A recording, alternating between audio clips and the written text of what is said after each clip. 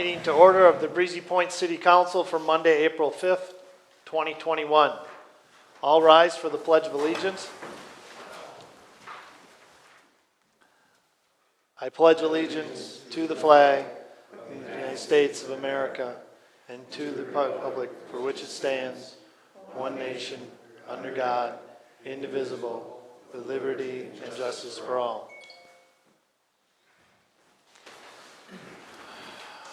Okay, I'd like to thank everybody for attending this evening. I'm going to get right down to the business. Number 2 on our agenda tonight is a special presentation by Cliff Muller to talk to us about the Breezy Point Aviation Day that's to be held on May 1st. Please come forward.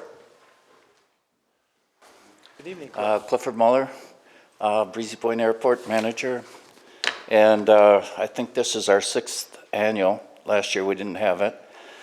But it's for the community and promote aviation, and we have North Memorial as one of our major sponsors, so they've been really good, and they come in and out a couple times a month probably. And food and beverages are pretty much supplied by Costco, so if we could all support them. And we have some military invited this year, but we never know how many are going to make it. If they need to log hours. And so we've got 2 B-52s possibly from Rapid City, and they possibly could be overhead for 5 minutes, but they're on their way to Wisconsin. And F-16s possibly out of Duluth. And Fargo has a refueler. They might be able to make it over, but it depends on if they need to log time or what the schedule is, and of course the weather. Yes.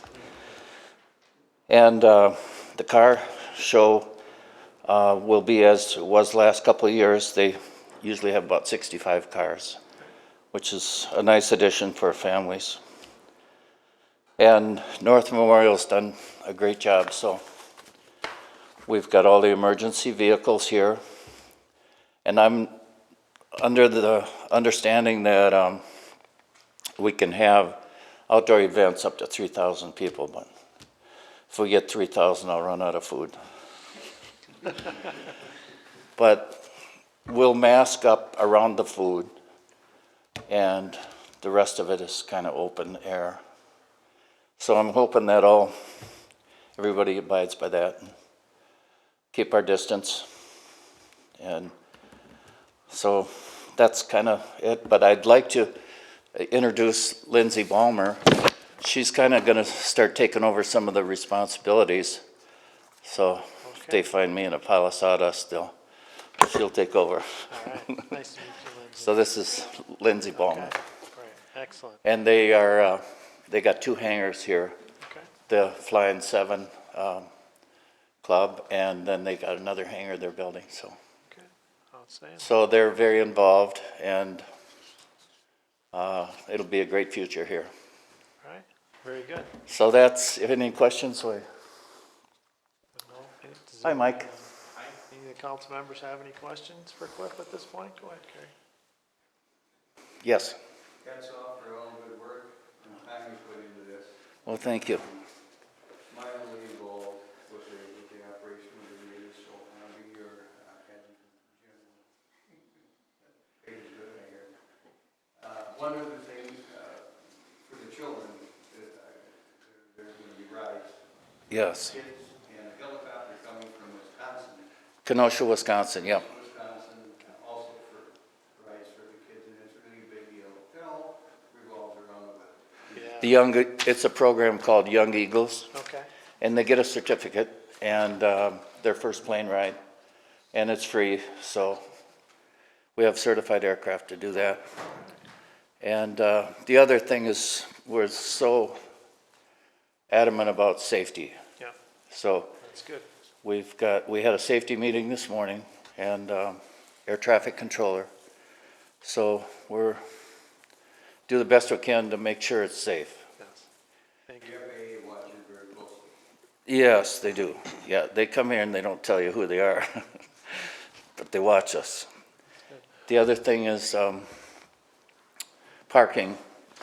If we can park again like we did last year along the fence off the road. And I did close one lane on Airport Road last year, and that worked pretty good. So if I could get Joe to put the barracks up like we did last year. Okay. Well, we'll work with city staff on that. Okay. To Yeah, it'd be the same as the last 2 years. Okay. Not last year, but 2 years ago. I'll have Patrick work with Joe and the other city staff. And Okay. we'll be in communication to make sure that you understand that it's Okay. confirmed. Or Yeah, that was, whatever it they were is. real good about that, and then we just take them off the road when the show's over. It's not really a show, but it's, and the other thing is if I can get the city chairs for our sit-down, we borrowed those last couple of years. Come on. So in the past, we would let them have the extra white tables and the chairs. We would like a motion. Okay. And we So just- moved. I think we had like 25 chairs or something we borrowed. Second, Councilman Bakken's. Okay, so there's a motion, just so before you step Okay. away, Cliff. So there's a motion on the floor right now to allow the airport group to use for their Aviation Day on May 1st, the 25 chairs and extra tables for their event. Does that sound correct? That's correct. Councilmember Bakken? Yes, And a sir. second from Councilmember Miller. Okay, Any thank you. further, any further discussion from any of the council members? None for me.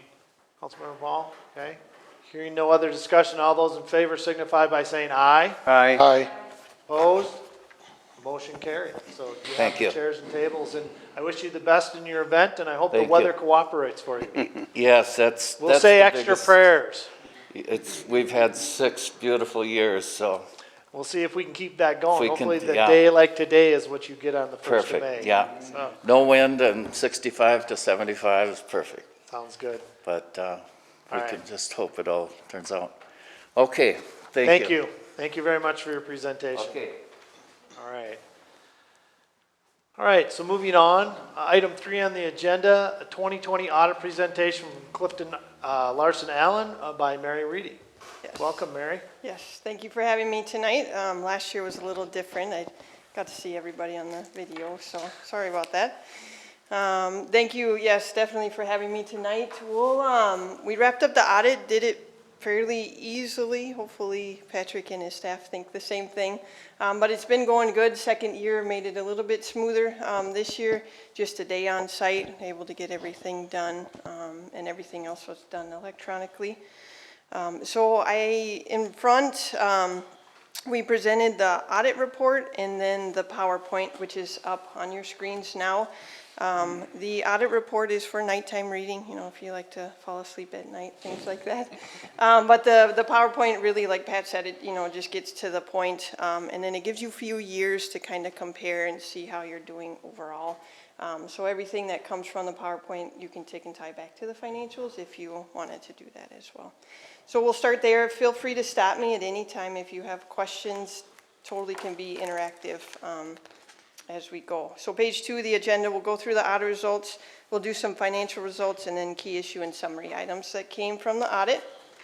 Page 3, just a quick review of the audit results. So an unmodified opinion, highest level of assurance that us as auditors can give.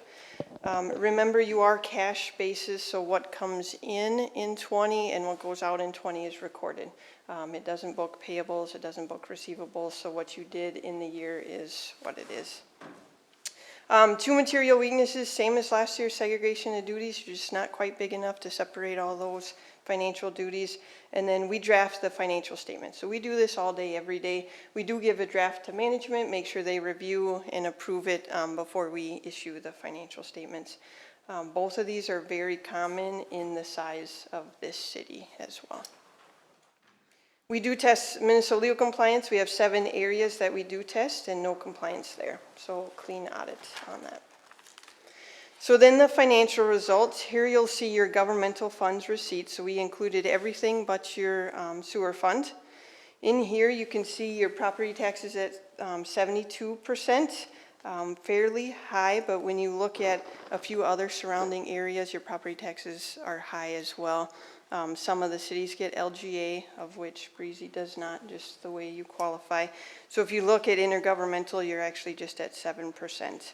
So if you compared this, Mary, can I just clarify, when you said our Yes. property taxes are kind of high, you meant as a percentage of our revenue? yes, correct, sorry, yes, as your percentage of revenues. If you look at any other ones with the lower values, right, intergovernmental is gonna be much, much higher. But yes, in your pie chart, if you were to compare it with other cities, correct. So, yes, thank you for that. Intergovernmental it would have gone up this year. You received CARES funding of about $187,000. That did come from Fed, so we classified that as intergovernmental. Special assessments is coming through on your debt service and then also going into your revolving capital funds. You have about 3.4 million receipts in this pie chart. And then page 5, you have about 2.5 million going out. So this is where the money is being spent. Capital outlay will shift from year to year just based on the projects that the city has going on. General government, right at a quarter of that, and then public safety. They include your police and fire, so whatever you're paying for those. And then streets and highways, going to be maintenance to streets. Nothing that you would capitalize, but just wear and tear on your streets. Okay, debt service at about 10% there. Page 6. So then we like to compare that over a couple of years. So 2016 far left. Same receipts and disbursements as the two pie charts, and then 2020 on the far right. You can see your receipts did increase. You did have a slight increase in taxes, and then we talked about your intergovernmental revenues with the CARES. Decrease in disbursements due to decrease in capital outlay and street maintenance, so not quite as much activity there as prior year. Page 7. So since you're heavily dependent on property taxes, the state auditor recommends at least 5 months. You don't get your main taxes till May, June timeframe, so you definitely need to cash flow operations until then. Right now you can see you're at 8 months there, so you are above target as of the end of the year. Can I clarify, Mary? Yes. We're talking about general funds here too. Correct. Yep. Yep, which- your general fund unassigned fund balance. Yep. Should be enough to last 5 months of your operating expenditures. And we're at 8. 8, correct, yes. Yep. Okay. Page 8, so then we just take a look at your pie chart for general fund receipts. Not a big change from your, when you combine all of them. Intergovernmental a little bit higher at 9%. That'll be smaller going forward, and then license and permits, you can see that at 6%. So then where are those disbursements going out? You can see that on page 9. So the biggest piece of that is going to be your public safety at 41%. And then again, capital outlay is anything, related to projects within your general fund, because it's just your general fund. And then you do classify streets and highway road and maintenance in there as well. Okay. Page 10. Then you compare that over a couple of years again, far right 2020. So your increase in taxes and CARES money was receipted into the general fund. Slight increase in disbursements. Obviously you had to spend the CARES money, right, in order to receive it. So your disbursements would have been up about 187 as well for that. And then it just offset with your decrease in capital outlay from last year. Page 11, debt service fund here. Receipts just slightly increased when you look at it. It's not significant, just your increase in taxes and special assessments just as those come in and pay towards the bonds. Disbursements are going to go down. You don't have any new debt. You're just paying on the old debt, so that means your interest is going down as well. Okay. This is operating just like it should. You're collecting enough receipts to make those disbursements timely. Page 12, your revolving capital fund. So this is where you stick most of your project money for any of those big projects that you're going to finance internally. So you did have a slight increase in investment earnings and special assessments coming in. Disbursements are mainly going to relate to the road work. This is where you used to track all your capital projects like we talked about. And this year, the general fund did transfer in about $439,000 into this. You can see disbursements, you had very, very minimal in 2020, probably planned. So just looking forward, you have that money in there, about $3.2 million right now for projects. Page 13, your cemetery fund, very minimal activity here as well. A few more receipts than prior year. Disbursements a little bit lower as well. You have about $176,000 in fund balance within the cemetery fund. Page 14, your EDA, Economic Development Authority. Receipts mainly from taxes, and then your disbursements going out as well, very similar to last year. EDA not meant to have a huge fund balance, so sitting at about $1,800 in fund balance right now, positive. Okay. Page 15, your sewer fund. So this operates more as a business, but it still is tracked cash basis. So you're not tracking any of the assets that are maintaining this as well. Similar activity to prior year. Your special assessments were down about $55,000 from prior year. Capital outlay, disbursements of only about $215,000. That's actually down $524,000 from last year. So if you look at your 2019 column, you actually see you had a loss for the year. And what I say is you had 1 out of 5. You know, it's a planned spend down, not on current cost continual. So if you look at this year, you went back positive. And that's what we recommend, is that you build that fund balance up, spend it 1 year, and then rebuild after that as well. Okay. Page 16, city indebtedness. You can see you're just making the regular debt payments. This debt will be paid off in 2024, so about 4 more years left on that. Outstanding about $795,000. Page 17, just give you a quick overview of your cash. You can see proprietary fund we talked about went down in 19, back up in 20, and then also governmental funds increased about $842,000. But really, when you look at that, you had no large projects going on, and you built that up. Page 18, just a few other financial highlights. The state does require us to submit the audit and the state reporting form. Those were both done by the March deadline. There was a new TIF district created, so when you look in the financial statements, you should see that. You receipted in about $9,400. And then, so again, cash basis, you're going to see 2 of those payments go out next year because the one payment did not go out in 2020. Okay. They should be fairly similar, receipts and disbursements. What you collect is what you're going to pay out, and then you have a slight percentage to charge for admin fees as well. So that's being tracked over the project as well and lets you know how much you can claim for admin fees. Okay. Page 19, general fund we kind of hit on, about $84,000 increase after you transferred out the $439,000. Debt service sitting with fund balance of $273,000 with a debt balance of $795,000. Revolving capital fund we talked about $707,000 build up this year. And then sewer fund, you're cash flowing the projects. You're not having to take out any new debt. When you take out the new debt, you obviously have the financing charges and the interest. So if you can cash flow projects as much as possible, it benefits the city in total. So that was a quick overview. Hopefully no surprises for anybody. Getting good information as you go throughout the year. But I don't know if there were any follow-up questions. Do any of the council members have any questions for at this point? No, I'd just like to comment that I think you did a wonderful job preparing the presentation and explaining everything, the current financial situation of the city. Thank you. Patrick? Just one thing, just remind you that in 2017, we went out for bids. Clifton Larson Allen was the winning bidder at that time. That was a 3-year agreement. We are in the second. We had an automatic renewal if we wanted to, and we did. Their rates were better. And so we're on the second contract, first year of 3 years with 21. Outstanding. Yes, thank you very much, Mary, for the presentation. Very well laid out and easy to understand, and I Okay, appreciate that. perfect. so. And that's what we want. This is the most important part of the audit, so I need to make sure that you guys get usable information. So if you ever, have any suggestions on adding or subtracting, just let me know. Okay? All right. Perfect. Thank you. Thank you.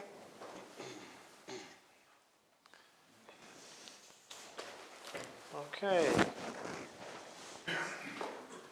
Moving on, number 4, consent agenda. So we have item A, which is council minutes of March 1st, 2021. Item B, approval of claims totaling $82,833.71. That includes electronic checks 2735E through 2737E, 2747E, and written checks 136650 and 136652 through 136705. We have item C, approve lift station number 5 pump replacement. It is a budgeted item. Hopefully, the council members all read the memo that was attached with that. Item D, approve tort liability limit per Minnesota statute. Again, staff provided explanation of how that works. And item E, approve sale of a retired squad car. The police department has an interested buyer in our squad car. And it's the St. Cloud Driving School. And they want to obtain the 2014 sedan that's got 100,036 miles on it for $5,500. And that's nice because they handle all the removal of the graphics internally, and we don't have to do that ourselves or have somebody pay to do that for us. And then item F, again, that's for your information, but out of some early on discussions with staff, we've had work from council working with the police department, and we're going to be having a golf cart rodeo June 19th, 2021. This is an opportunity for people from the city to come and learn about how to safely operate golf carts within the city of Breezy Point. There's going to be, the DNR has been involved with this. They're going to have a road course, and that's going to be available for drivers at least 15 years of age to be able to test out their skills and practice that safe driving. And they will also have local business have been invited to attend and display golf carts, safety equipment, and other accessories. So this is a great opportunity for citizens of the area, whether they live here in Breezy Point or they're here vacationing and they're using golf carts, or they have children or others using golf carts, to come and get an opportunity to learn about the rules and regulations that Breezy Point has as a city in place for golf carts, but then also to learn safe driving and handling. So I just want to briefly thank Michael, because I know Councilmember Maroney worked with the police department on that as a liaison, so thanks for your work on that, and love the stuff that they've put together. So I'm excited to see that, and I encourage everybody to get the word out to the people here in the community that's going to be taking place. We will have it posted on our website as well, and I'm sure Patrick most likely will have something out on our nice big sign out front as it gets closer to the date as well, to let everybody know that it's happening. So so those are all the items of the consent agenda. And yes, so at this point, I'd like to entertain a motion to approve all items on the consent agenda as read and listed. So moved. 2, E1. Okay, so I have Commissioner Miller, or Councilmember Miller as a first. I have Councilmember Bakken as a second. Is there any discussion from council members? Councilmember Maroney? Councilmember Ball? No, nothing. Councilmember Bakken? No, sir. Councilmember Miller? I'm excited to attend the golf cart rodeo. Yes, yes, excellent. All right, so hearing no other discussion, all those in favor signify by saying aye. Aye. Aye. Opposed? Motion carries. All right, so moving on to item number 5, open forum. Is there anybody here that would wish to address the council in open forum? Okay, please step forward, state your name and your address and what it is that you'd like to address the council about. Council, please be reminded that this is information that we're receiving only at this time. My name is Steve Jensen. I live at 29668 Shoreview Lane, Unit 905. And I'm here to address the memo from the city administrator, Patrick, so to the road committee regarding the recommendations. Okay. I mean, that's, I mean, we can hear from you, but we're not going to be addressing, or will be able to address any concerns regarding what you have with the memo. In what way? So the city has made the decisions and the residents don't have any further input? Is that what you're saying? No, that's not what I'm stating.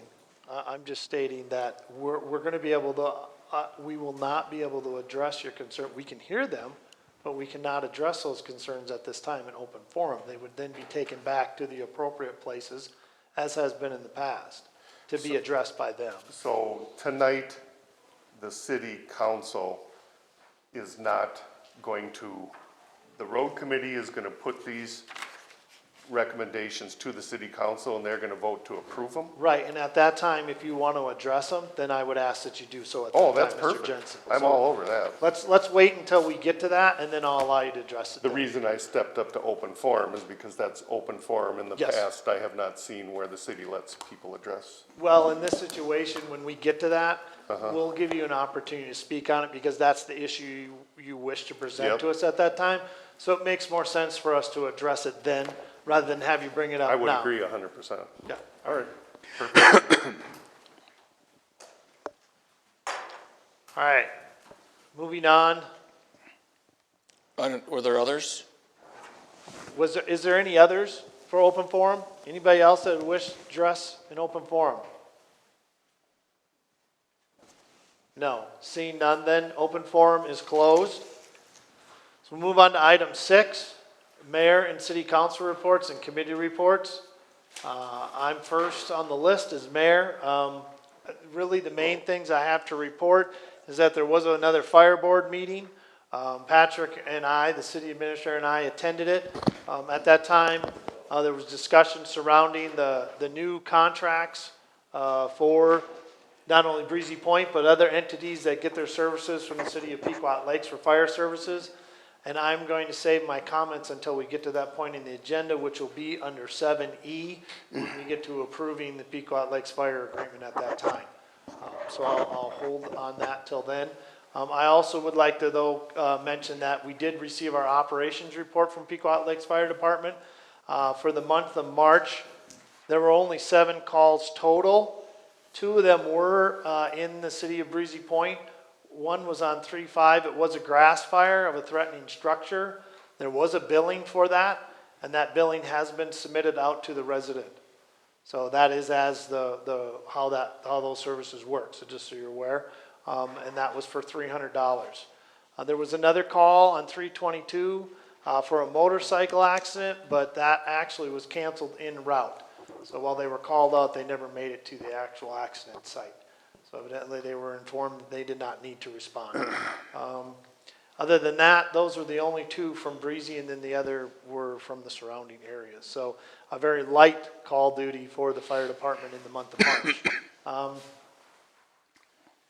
Beyond that, that was really the only main thing that I had to report on. And like I said, I'll hold my comments further on the fire meeting and the contract until we get to 7E. Moving on to item B, under that we have committee reports from council members. So I am just going to start off with Councilmember Miller. You want to give reports on any committees that you were involved in the past month? So this wouldn't be necessarily committee, but Region 5, the broadband initiative. I will be attending a Zoom meeting tomorrow from 12 to 1 in regards to the CTC, it's the, crowd fiber system project. They have set up the website under Northern Lakes that will allow us to gain public feedback. It has not been released to the public yet, but once it's been approved, we'll make sure that we discuss with staff and try to proceed to get it out to everyone so they can give their input on bringing broadband or fiber optics or an extension of available internet to all residents of the city of Breezy Point. All right. Thank you for the information.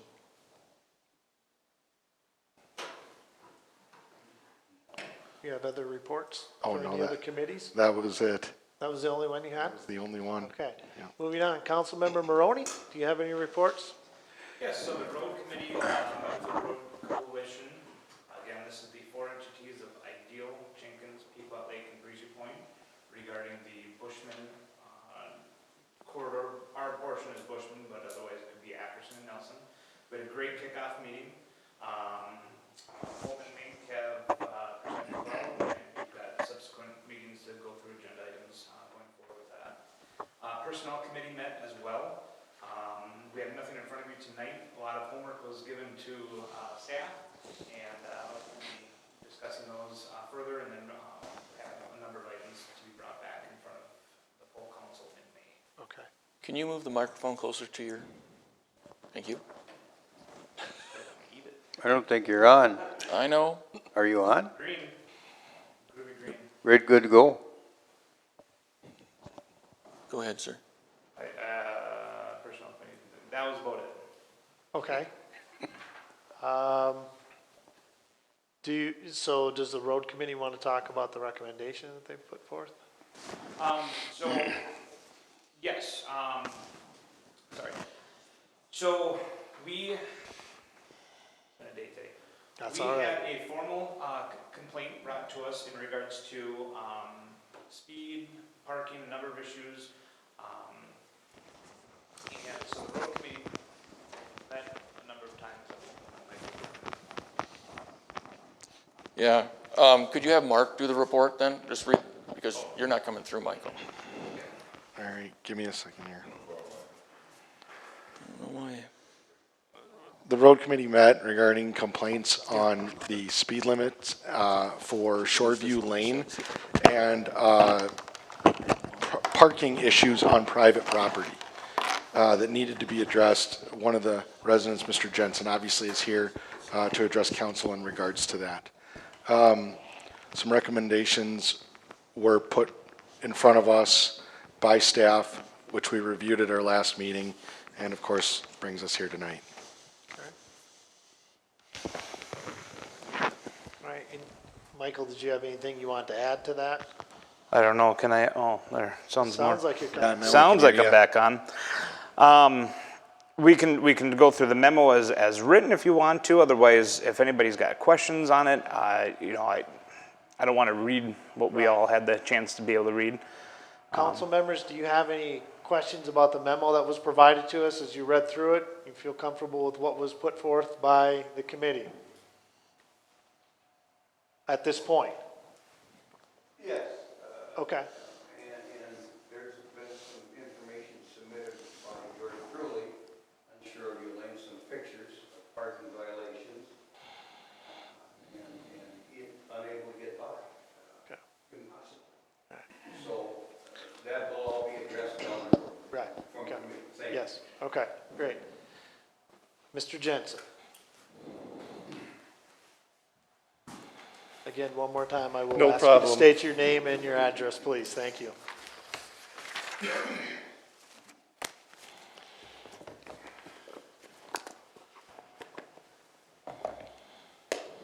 Steve Jensen, 29668 Shoreview Lane, Unit 905.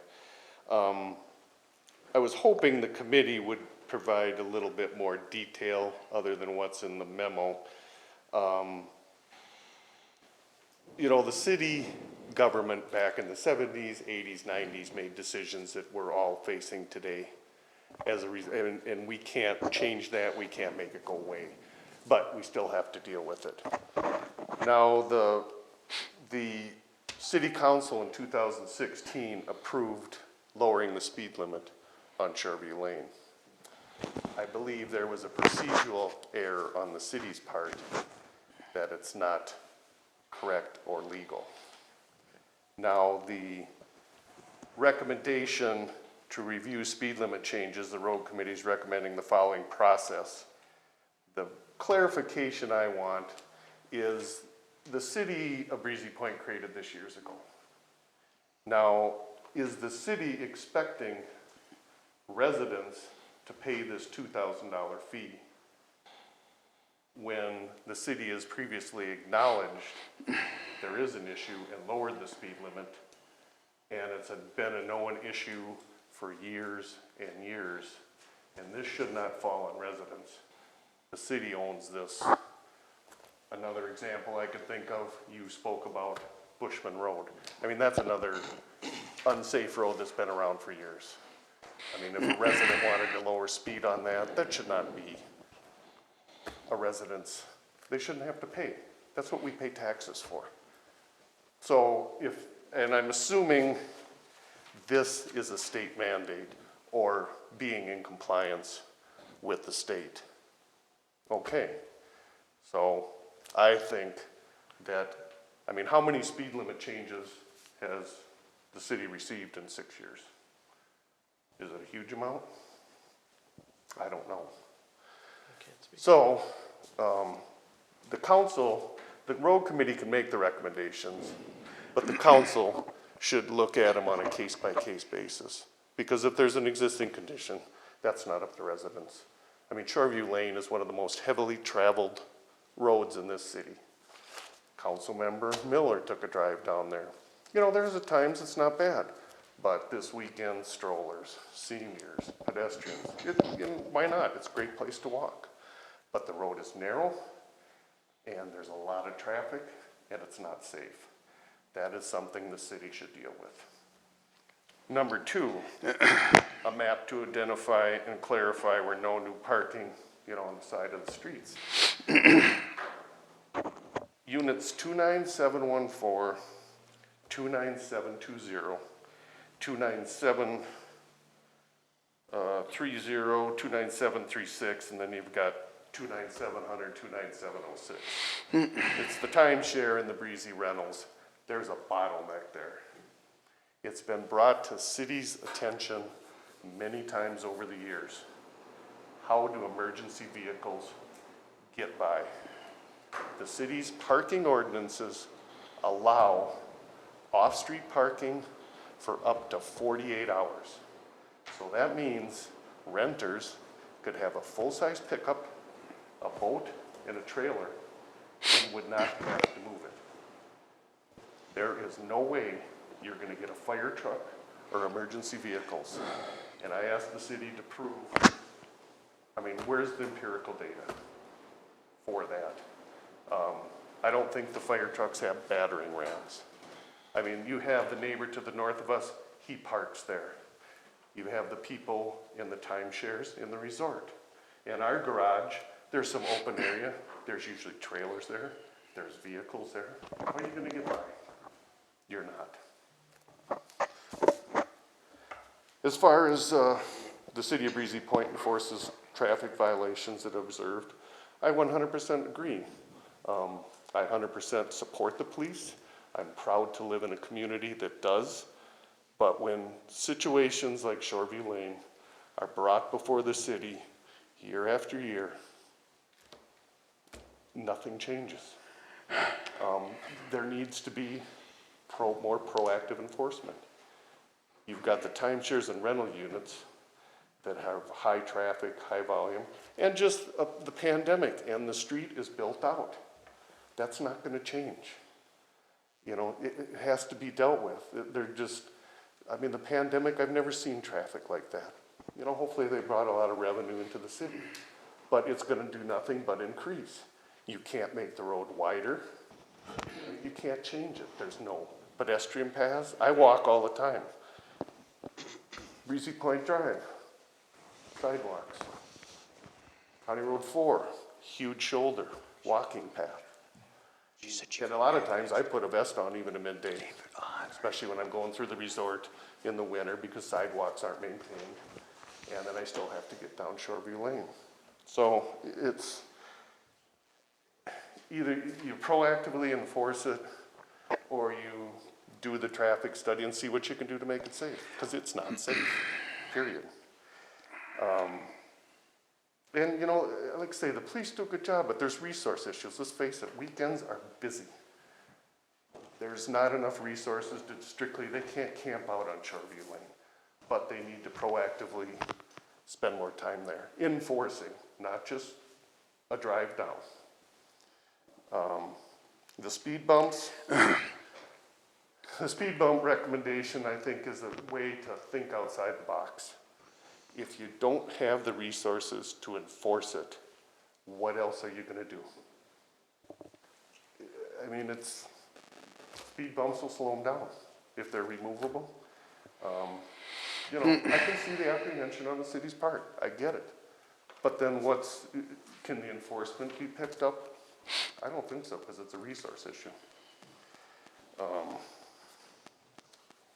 And then as far as what's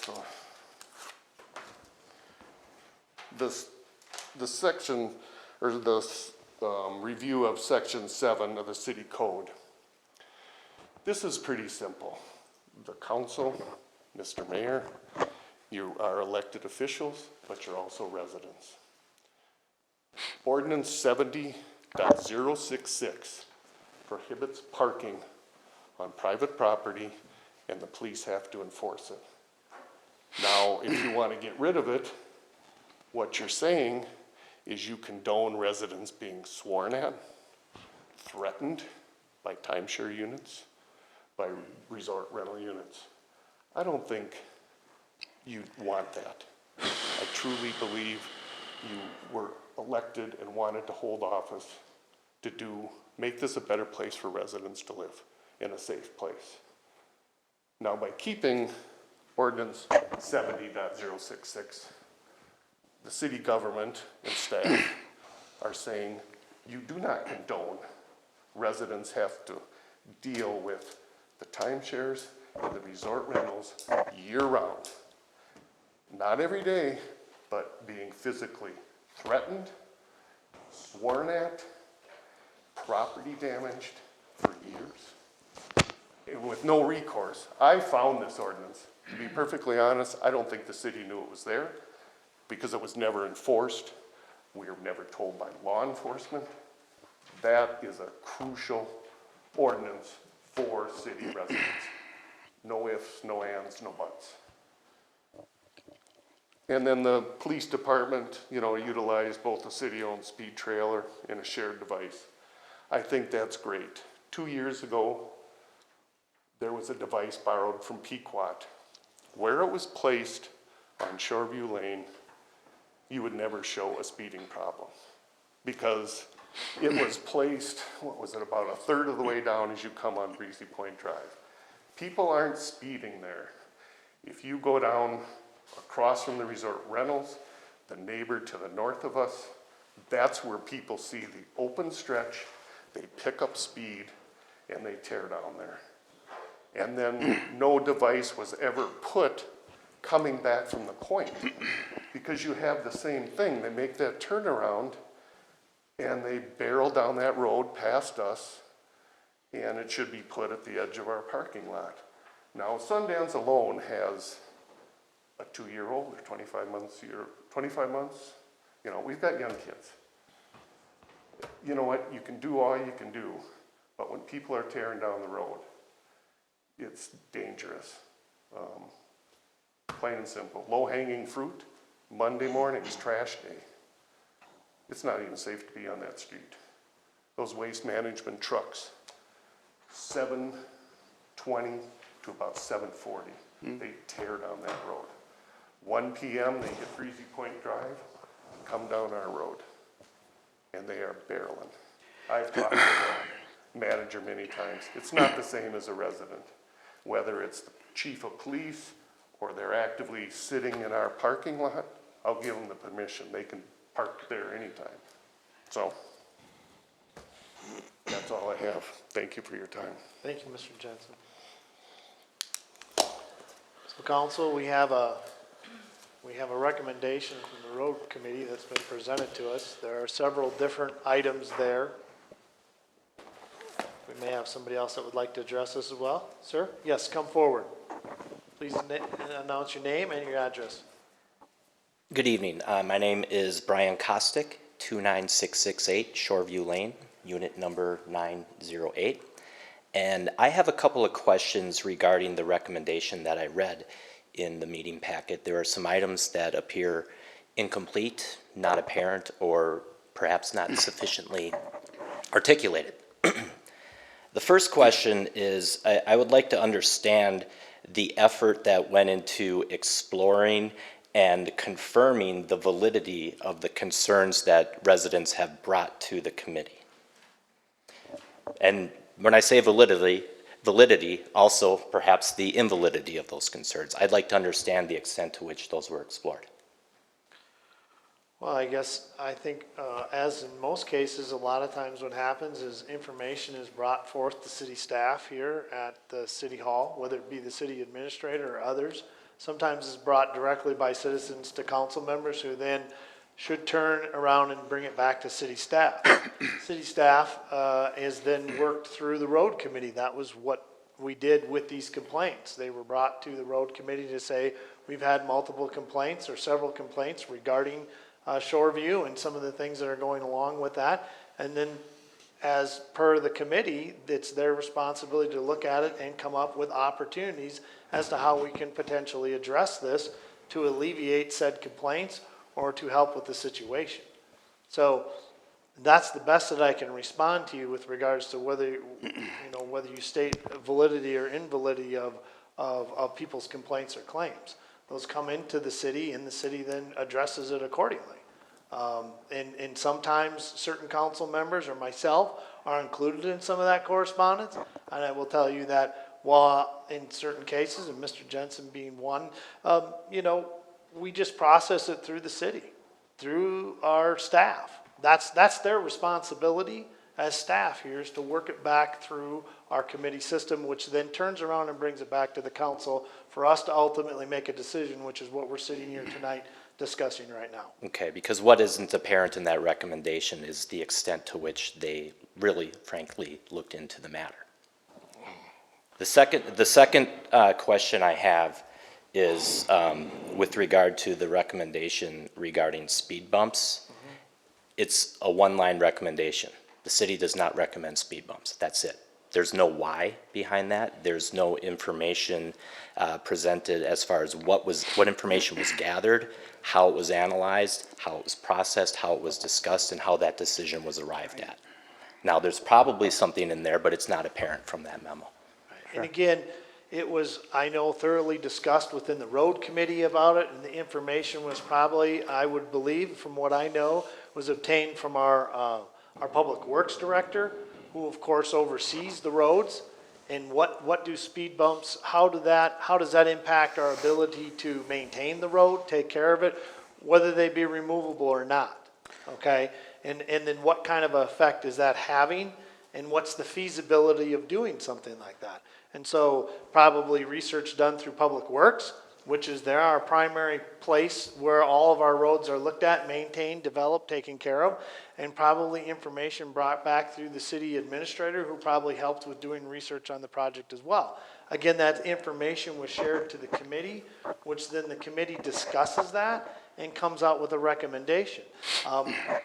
I can't speak to the committee as to regards to what information they supplied back as far as the recommendation they're giving for the city administrator to supply to us in our board packet tonight.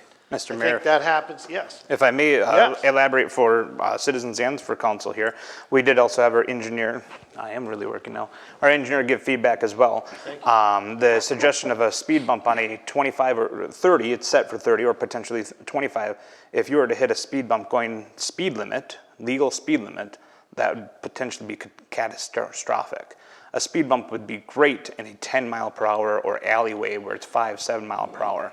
But to put a speed bump on a city road at 30 miles per hour is asking for issues. Can I also add? Right now, based on our discussions with the police chief himself, they can't even enforce 25 miles an hour. It has to be at 30 because the procedural methods weren't followed. So we have to start back at square one, creating that path to memorialize this as fact, and that's if the state of Minnesota will allow us to reduce that speed limit down to 25 from 30, which, that's what's spelled out in the memo. And I know that it didn't, go into great detail into what you're suggesting here, but I just want to be able to respond to kind of give you some additional answers. Sure. Mr. Mayor, if I may add my 2 cents worth in here. I think Council Miller has a good idea. I think the state needs to get involved in this. We need a definitive answer from the state, and that only comes through the administrator and the attorney, I would assume. A couple other things that I'd like to mention. This is going to be a work in progress, as I see it, from the way the mayor and everybody else is on board with this. It's going to be a work in progress. It's going to go back to the people, the committees. And in the data that I have sent to the administrator, there are, I don't know if you've seen them or not, there are recommendations that I have in there to alleviate the problems. And they're pretty simple, really. You'll look at signs, stop signs that I've gone around to different cities and take pictures of. No parking anytime. Violators will be towed and ticketed. Just an example. Not saying that's the way it needs to be, but it's going to be in your face and all the way out. And we'll kick this around in committee, et cetera. But make no mistake, there is a huge problem on Shoreview Lane. I've lived there 30 years. And we've always, folks, council members, we've always had problems parking in this city forever. That is a huge, huge problem there. And it is it's dangerous. Make no mistake. And I've been told, we'll just knock them out of the way. That's not what I wanted to hear. We'll just push them out of the way. I came home the other night, 4 nights ago, Friday night, and I could not get by because of the traffic coming by off the peninsula. I had to stop right in front of the no parking sign, a car. I got a picture of it. The administrator has that. And one minor, quick conversation. I appreciate Councilman Maroney's on speed bumps. I can tell you this. I hate speed bumps. I hit speed bumps all the time in that crazy parking lot in Brainerd, Eastgate Mall or whatever it is. And I do not hit them at 25 miles an hour. I can assure you. They are meant to slow you down. And by God, they slow me down. Anybody going 25 miles an hour, I find that hard to believe on that little narrow road. Keep in mind, though, that's not a speed limit regulated area. I keep that in mind. My point is this, Counselor. Okay. The speed bump negates the speed. It slows you down. End of story. I would comment to a couple of things. I think it's potential to slow down. Whether or not somebody does or not is Agreed. another story. Agreed. So I think that's all part of perception and reality. And I think that's a very important thing for people to keep in mind. I think another thing that I would just like to point out, all very valid points both of you bring up, Mr. Jensen, Mr. Blazik, I appreciate that. I think also, you know, when I look at number 3 on the recommendation, one of the things there is that we're encouraging residents to contact our police department as well, because they do understand and recognize potentially that they may not always be there at the time that happens. And just to speak a little bit to the parking piece, if you have somebody parking on your private property, and we know that we have a code within the city of Breezy Point that doesn't allow that, the first thing that I would think of doing is contacting the police department and say, I have a violator parking in my parking lot. Now, I'm not saying that hasn't been done, okay? Can I speak to that? Actually, if it's okay with you, Mr. Mayor, I'd like to let Brian finish. Yes. And then, sorry. Yeah, I don't want to leave you standing up. I'm not going to drag this out. I don't have really anything new to say across what we've been hearing here, but you know, the other part too, and I mentioned some things seem incomplete to me, is regarding item number 3 in the recommendations, where residents are directed to call that number to express their concerns. I didn't see anything in there that speaks to then what? What happens with those concerns? And so that's all. Thank you. Thank you. I can speak on that behalf. Yes. What I believe, and Patrick might be, I wish Chief was here, but a a case report would be created that our police department would be contacted and we'd investigate. We actually reviewed a number of cases that we had investigated and acted on upon calls to the police department. So, Okay, thank you. May I speak to that? And one more comment, Mr. Jensen, and then yes, we'll need to move forward. Come ahead, come forward. Yes. To the point of that calling the non-emergency line, I just pointed that ordinance out to the city in March. Like I say, I don't think the city knew it was there, or they'd never told residents. Okay. I met with Chief Mershman in 2017 face-to-face. If what you're saying is true, which I hope it is, what I'm hearing is the city is acknowledging it's a valid ordinance and that we can call, which we've never received any word on that. Nobody has told us. What that memo leads at least me to believe is you're trying to get rid of it. As far as the non-emergency number, that can take several hours, which that's okay as long as the police are dispatched and deal with the situation per ordinance 70.066, because it puts residents in a very precarious position that we have to be the ones to confront the individuals that are illegally parking. So, thank you for letting me speak again. Mr. Mayor, if I may, the reason regarding the review, the suggestion of comment 5 here, to review that whole section 7, is to validate the validity of the legalities that we have, that we can do even in that. It was a question of if we have the rights to do so with our police department. That is being planned, that we want to review that in full. It will take some time to go through. It won't be in one meeting.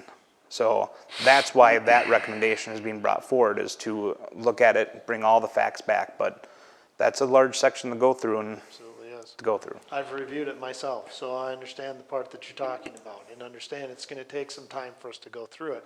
I think it speaks to Councilmember Bakken that this is an ongoing piece. This is a process. The road committee has come forward with some recommendations to us to start somewhere. I don't think it signals that that's the end, done, be all, that, okay, we're gonna wash our hands of this and this has been corrected. I think it's starting somewhere, and we have to, as Councilmember Miller said, memorialize and get to the point where we have a track record for this road to be able to do something so that we can work in that process. I will state this, that I think the city is going to do their best efforts to correct the situation. At the end of the day, I don't know if we're going to make everybody completely comfortable or happy at the end of the day with where the results end up.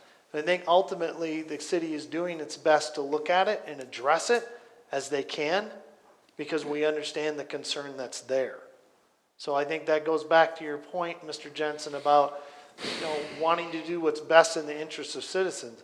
And I will absolutely tell you that we do want to do that. But it's not always as easy as just snap your fingers and it's done. And I think that's what some of this is speaking to, that this is a process which we've got started now and we're going to continue to work on. But it takes time, it takes effort, it takes staff time. The staff time is limited as well. They have a lot of other things that they are tasked with doing for the citizens of the city as well. It's one of the reasons we have committees like the road committee, so that they can handle some of that workload, so that the staff is not having to do all that. So again, I thank you for your comments tonight. I appreciate it. Again, council, we have this recommendation from the road committee in front of us. And we're at a point where what would the council like to do? Mr. Mayor, if I may, I look forward to engaging in discussions with Councillor Bakken about those no parking and additional street signs. I know that during the road committee, we did identify signs that were put up by residents that weren't done by the city. Obviously, you can tell by the height at which they were placed or the direction at which they're facing. And, you know, hats off to those residents who felt that they needed to take that step. I hope that the council can look to move forward or at least amend and re-identify for all of us to come together and discuss this to where we can hopefully best resolve the issue with the residents who live there. Right, Do you need a motion for that, Mr. Mayor? Well, it's a recommendation by the committee, and in this case, they're recommending to the council that they take some sort of an action regarding what they've recommended to us. So yes, we are at a point where the council has to determine if they're going to move forward with this or if they'd like to do something else beyond that. So to start that discussion, I'll make a motion to approve the recommendations as the road committee Okay? to start the discussion, hopefully Okay, to so start I the have discussion. Councilmember Maroney making a recommendation to approve the road committee recommendations as presented. Second? I have a second from Councilmember Bakken. Now, discussion. I need some Councilmember I need some clarity, Mr. Mayor, on my role representing, I guess, the council to the road committee. I need some direction. Well, basically where we're at right now is we have this recommendation from the road committee. We can approve it. We now have a motion to approve it as presented, okay? That's where we're at right now. Okay. We are now in the discussion phase of this motion. So ultimately, we're coming down to, we can discuss this and then vote on this motion to either approve it or not approve it. Then there is a potential that if something else wants to be done in addition, say an amendment of the recommendation and approval, that could also be done, or we could also give direction to go send it back to the road committee and ask them to review certain aspects of it to bring back an updated recommendation. So there are some options for us here. But where we're at right now is we have a motion on the floor with a second and we're open for discussion. So ultimately, we have to work through that first. Okay. So discussion, basically we're at a discussion point, as with any motion. And so you've kind of spoken about some of your points already. Yes, sir. Before we got to this motion as Yes, a part of sir. the recommendation. So do you have anything further, Councilmember Bakken, to add? I don't specifically, no, in regards to the road. Okay, Councilmember Ball. I had some questions around the application process and that discussion point about the Minnesota state requirements, and I apologize, I'm not familiar with what these are. Is there like a procedure, and this is kind of what they recommend for when somebody requests a speed limit change for procedural requirements? And then I assume the engineer weighed in on the cost for the study, and if the council decided to waive, multiple questions, but if the council decided to waive the speed study, do they have to pay the $2,000 up front and then get reimbursed, or how are we This is approaching that? what you have included in your packet is a quick summary of it. Joe Dubel, our engineer, can go into more detail about this is what's required by statute to change the speed limit. If it's 2017, 2021, 2024. This is the current process that is required to change the speed. Joe, do you want to speak to that a little bit? Yeah, changing speed limits in general. Oh, thank you. Not that I want to be heard now. As far as changing speed limits in general, to answer your question, the state is mandated for that. Now, they do give latitude now to the council or the governing authority committee that the council has given task that to for changing speed limits to 30 miles an hour, not for your county roads, not for any other roads. And with that, you know, there's some responsibility as what they consider the proper way to do it. Speed limits, you know, what they do is they go out and they do a speed study. They count the cars going by, they the speed limit, the speed that they're going, and then what they do is they go back and they tally all that and they take the 85% off. So a lot of times when you do a speed study, the speed limit could go up, because if that's the 85 percentile, then that's what they would shoot for. Many, many times, speed limits, people have had 55-mile-an-hour speed limits. They think they should be reduced to 50 because they're coming close to a town. They go do a study, come out, oh, 60. That can happen. So if you're going to do it, if they're tasking you to do that, then you should actually do a study to perform that task to find out whether or not it should be dropped or not. So in here, they've possibly asked the city, the engineer, to do a study on that. For us to put somebody out there to count cars, take speed, is going to be more than $2,000, because it has to be an appropriate amount of time, and other efforts have to go into that. So when you're changing a speed limit, it's not just around, we see people going too fast, we want it slowed down. That also takes other things into consideration, is if the speed limit is set at a certain speed throughout the city, and it is, people don't really recognize the drop in the speed sign. So, or a slow children ahead, signs like that are generally, it's a 50-50 toss-up to whether they're noticed for one and whether they're adhered to for the other. So a lot of effort needs to be put into the decision-making if you're the city going to make that decision now, to follow along with the state mandate of what they recommend doing. Okay, yeah, no, that's very helpful, thank you. One other thing with speed bumps, I know that they did put that in there and probably a little out of line here, but emergency vehicles are one major reason, not only plowing and maintenance. We spoke of emergency vehicles being able to get to a scene because the car's parked. They also can't get there if they can't get there. They're coming at a relatively fast speed. They would not see that. They have a lot of equipment that's attached to them. So that's another reason on public streets. I mean, you see them in parking lots, you see them at Cub Food and whatnot, and that's appropriate, but on public streets where emergency vehicles have to be addressed, that's one thing that goes against that. Mr. Mayor, if I may, since engineer speaking, just have him clarify one point. When the speed study comes out, what is the lowest speed a city can set a city street at? 25, I believe, yeah. The lowest we can set it at is You can only set it at 25, and you can't go up. Speed, you can't set it higher than 35. 35. Yeah. Okay. Any other questions, council member? Paul? Just I had a the, question about the fee, I think. That's right. So and I have a question along that line too, was the fee recommendation, was that something that was looked at by the committee to bring forward? Is that a part of the process? In other words, I'm asking, is the process, yes, go ahead. So it's called a user fee. The Yep. users want something special that the rest of the community doesn't want, and that's why there's a fee designed in that.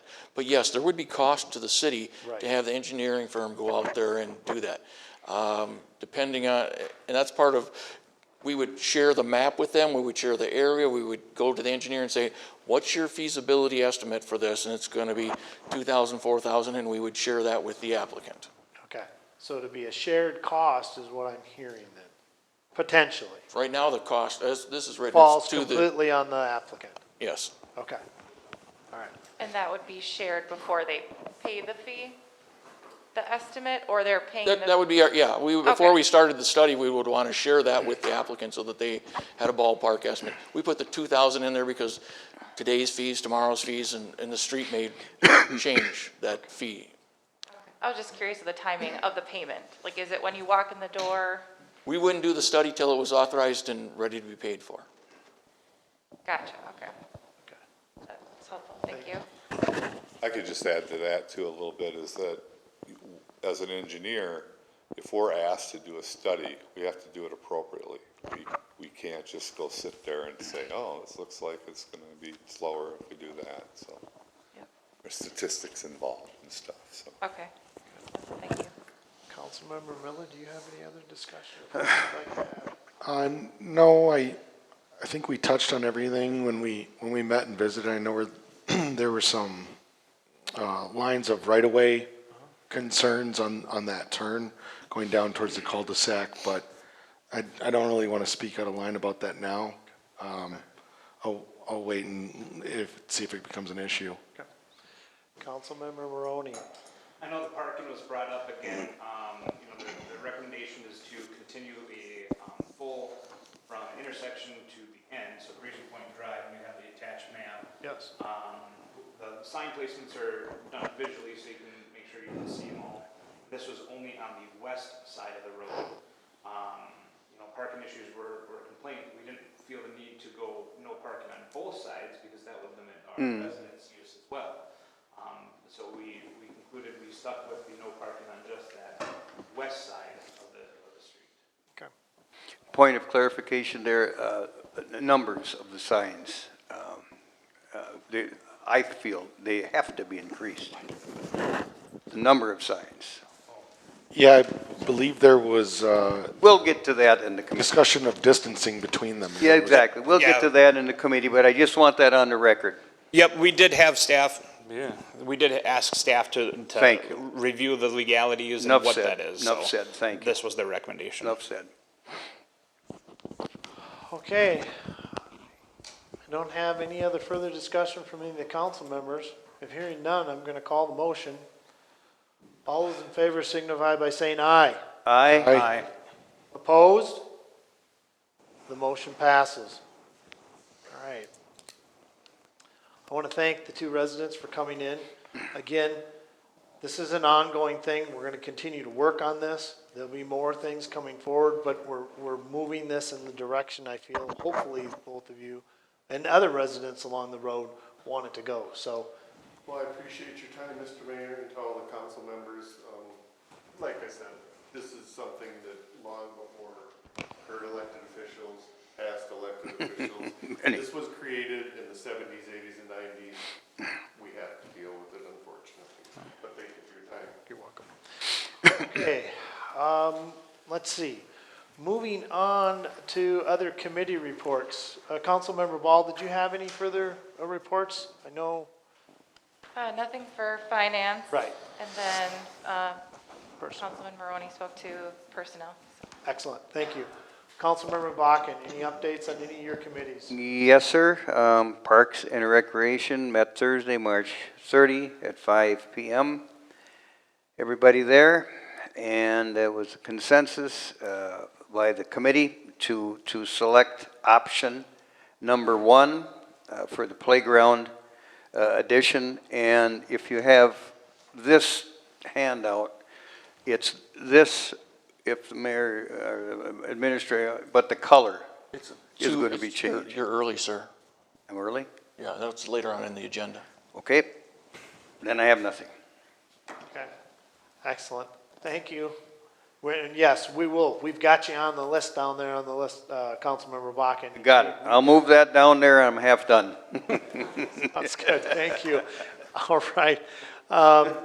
Any other committee reports at this time? All right, hearing none, I'm going to move on to item 7, administrator and staff reports.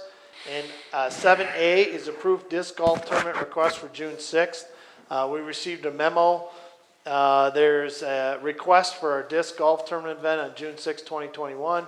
Shane Humphreys is making the request. He's worked with the city staff in the past. We do not currently charge a fee for this. I do know that the council had that at one time where it was brought forth, but they determined not to address charging a fee for people using the disc golf tournament. But I would speak to the council that I think it's something that we need to consider moving forward. And I just want to state the reason why is because while we have the disc golf course, we know that we have resources that go into maintaining it, taking care of it. We know that Public Works does that for us. So there's different things that updates need to be done.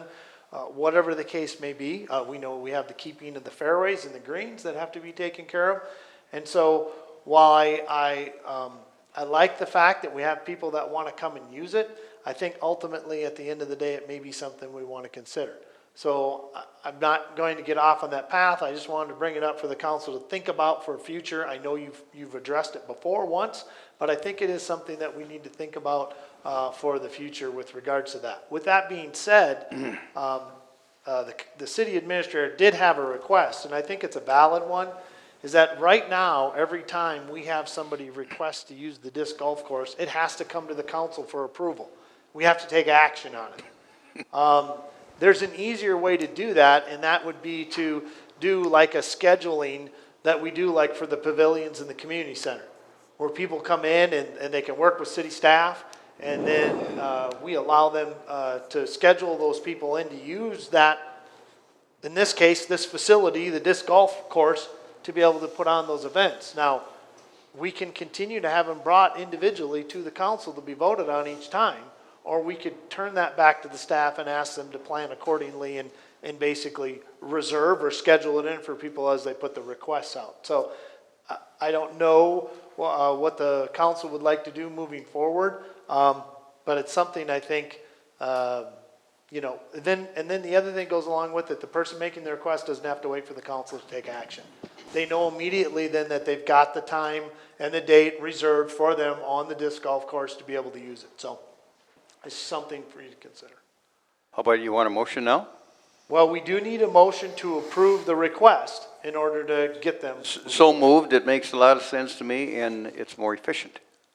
So what I'm hearing from Councilmember Bakken then is to approve the current disc golf tournament request for June 6, 2021, but for future events, allow city staff to be able to do a scheduling planner to schedule people as they request the use of the disc golf course. Correct. Okay, do I have a second on that motion? I'll second. I have a second from Councilmember Ball. All right, discussion. Councilmember Miller?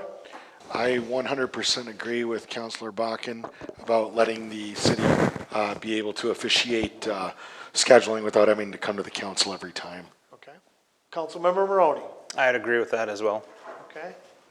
Councilmember Bakken? Any further comments? None. Councilmember Ball? None. Hearing no other further comments, all those in favor of the motion signify by saying aye. Aye. Aye. Opposed? Abstentions? Motion carries. All right, 7B, review and approve Ranchette Road feasibility expansion project. As you saw in our board packets, as a result of the first meeting that was had, as you heard Councilmember Maroney report out, it was a very good one. One of the things that came out of that meeting was the fact that originally our feasibility study on Ranchette was to go from Fallen Leaf Circle north to the intersection of Bushman Road. As the engineering firm of Bolton and Mink has begun to work on it, they addressed with the group at their last meeting that Ranchette as a whole, Ranchette North, is going to see a huge amount of increased traffic with the updating of Bushman Road. Yep. And they are highly recommending that we look at not only doing a feasibility study on the north end of Ranchette, but also the south portion of Ranchette North. So basically, we'd be going from County Road 11 north all the way up to the Bushman Road intersection. If we are to do that, we would have to then approve to the cost of the study, which is not to exceed $5,000 based on hours, as it's stated on the information we received. But that quote then would be for an extra additional $5,000 for us so that the full feasibility study could be done on all of Ranchette North. So right now we're paying $5,000 from Fallen Circle up to Bushman intersection. This would be an additional $5,000 to handle from County Road 11 up north to Fallen Leaf Circle. Also move that motion. Second. All right, so I have a motion from Councilmember Maroney, second from Councilmember Bakken. Discussion from any of the, yes. I'll start. As the road committee, we were always focused on that north end to how the intersection would work with the new Bushman project. And at the last meeting we had, it was brought to our attention that that whole traffic pattern, even if we just do the Bushman portion, that whole traffic pattern will change from people going from the ice arena and going north. And so it was just one of those, light bulb, aha, oops, we didn't catch that, and glad we caught it now. So it's a well thought, needed thing. Yeah, I'm not disagreeing with that. Councilmember Miller, any other comments? So the cost is going to go from 5 to 10,000. Staff, is there any possibility of Sourcewell grants or additional funding that we might be able to apply for to offset that additional expense? We've already received $10,000 from Sourcewell. Their normal is $2,500, and so no more is the answer. Okay, perfect. Thank you. Councilmember Wall, No, I think it's great. Good idea. Councilmember Watkins? Money well spent, getting out in front of it, I'm all for it. Yeah, I would agree as well. All right. So hearing no other further discussion, all those in favor signify by saying aye. Aye. Opposed? Abstentions? The motion carries. All right, item 7C, approved playground equipment purchase for City Hall Park. We've all received the recommendation from the Parks and Recs Committee. Hopefully everybody's had a chance to look at that and review that over. All the documents were provided in our packet, including the color schematics and everything. So basically, we're looking for a motion to take action to move forward. So Councilmember moved. Bakken. So moved. Okay, this is to approve the purchase of the playground equipment at $140,000. This, of course, maximum. And this, of course, was a part of approval of funds to be spent for projects that we were looking at. This was the decision to go forward with the playground equipment. Do I have a second on that? Second. I have Councilmember Miller making a second. Discussion, Councilmember Miller, any discussion? None, sir. I think it's a well-needed upgrade. Councilmember Ball? No, none. Councilmember Maroney?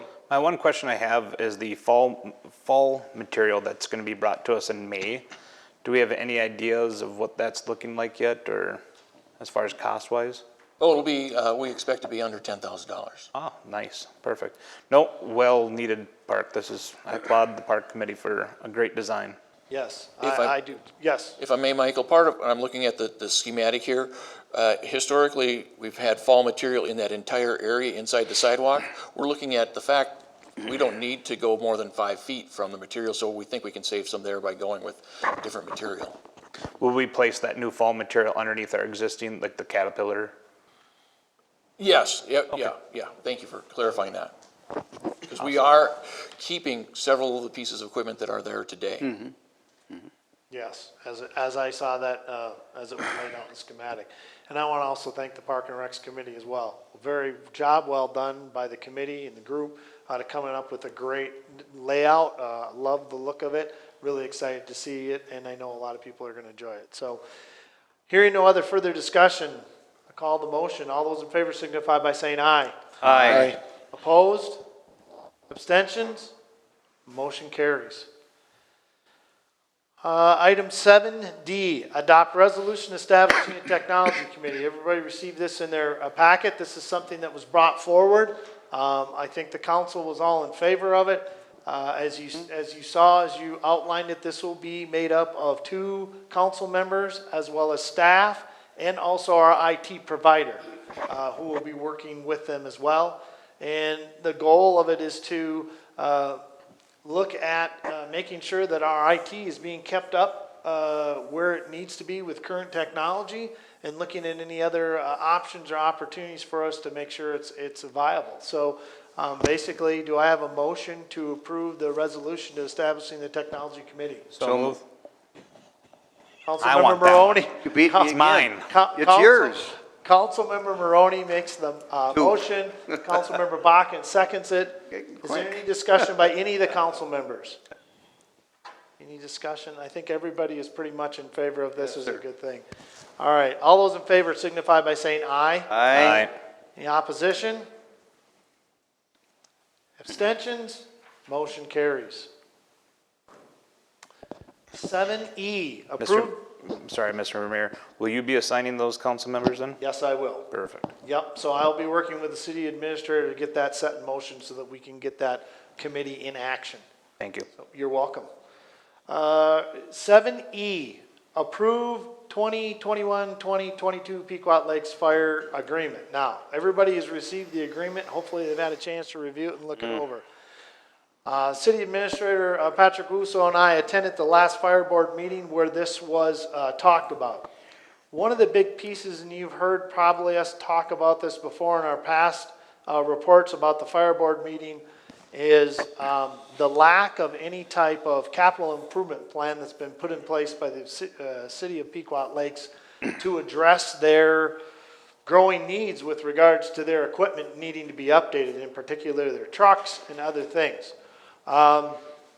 They talked with us about adding potentially $10,000 in addition starting next year, not this year, but starting next year, in addition to what we pay for our current contract, to start putting money towards a capital improvement plan to start replacing some of their outdated equipment.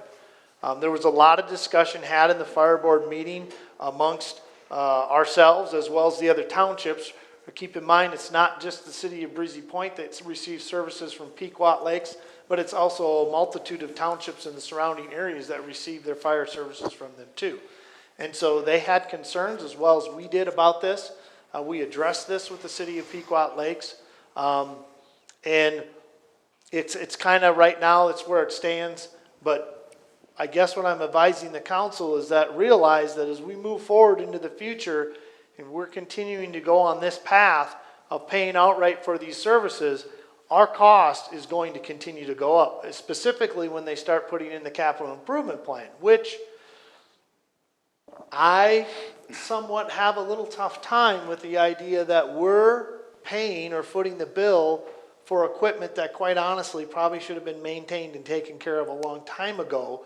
Ultimately, the city of Pequot Lakes owns the equipment. They provide the service to us, all right?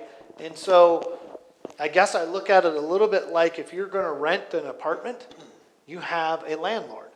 The landlord is responsible for taking care of the apartment to make sure it's kept up, kept safe, kept clean. Your responsibility as the tenant is to pay your rent, make sure your damage deposit is kept up, and that you don't wreck the place. And if you do, they take your damage deposit away from you. I see this a little bit on a similar level with where the city of Pequot Lakes has the equipment. They're providing the service to us as the city of Breezy Point. My concern is the safety of our citizens. As equipment gets old and outdated and gets to the point where the state of Minnesota says, we're not going to stamp it anymore, now all of a sudden we're needing to pay for that equipment so that we can keep our citizens safe. So with this comments in mind, I just want to point out something that I'd like the council to start thinking about. And that is there an opportunity for us to be more equal partners at the table? And what I mean by that is there are some options out there that we as a city could consider approaching the city of Pequot Lakes about. One in particular is a consideration of where it's a joint fire department. We're now, instead of Pequot Lake City owning it outright, or it's theirs outright, the city of Breezy Point is a partner within that, and we're almost like a joint twin two cities. I had our city administrator do just a little research, and there are a couple others in the state of Minnesota that have done such that, where the two cities have combined together and they jointly oversee the fire department. What does that do? Well, that would give us more say at the table. Right now, we're basically just paying for our services. And as you've heard our city administrator document in the past, it's a struggle at times to get the information that we want to be able to make sure that we're providing what we need as adequate service to the city of Breezy Point. The same as finding out where the calls are coming from, because realize that's a part of what we pay for our services. And so if we can't even get that information, how is it that we can oversee that? Another thing to keep in mind is that many of the firefighters that serve on the Pequot Lakes Fire Department reside where? Here in the city of Breezy Point. And in particular, the chief serves as the chief. He lives in Breezy Point. So I see that there's some opportunities here that we potentially could look at to maybe possibly approach the city of. Now, the other option out there that's been out there and has been done in certain specific instances is a fire district. Now, a fire district is, it's a bigger, broader, bigger picture of a fire department. It really comes down to, for example, looking at Crow Wing County as a whole, I'm just using it as an example, and they have X number of fire engines in the county, and a feasibility study shows that ultimately we only need half of those engines to be able to supply the Crow Wing County services as a district fire department. Now, the challenge with a district fire department is that you have a lot more entities involved. It's not just two cities, it's a lot of moving parts. It's much like what we're experiencing a little bit with our road project, where we have 4 different entities involved in it, and that's just a small little pie.